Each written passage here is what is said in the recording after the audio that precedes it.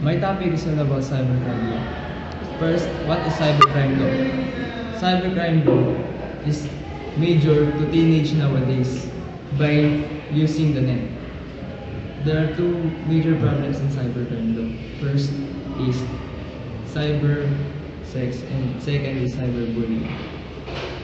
What is cyber sex? Cyber sex is when teenagers are viewing pornographic images or pornographic videos and can lead to selling their bodies by paying other people.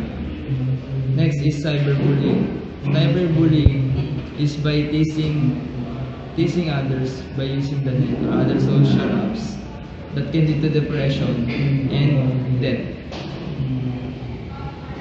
How can we prevent this? We can prevent these problems by having a proper education to students and being open-minded. So,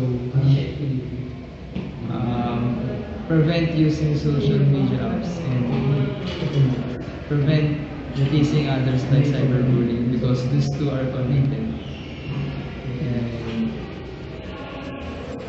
ano ba? 40 seconds.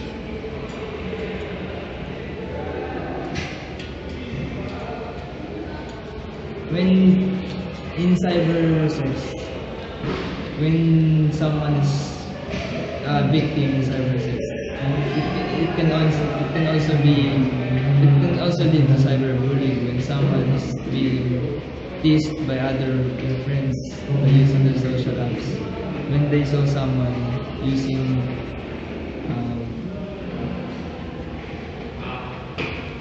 next is cyberbullying. It's when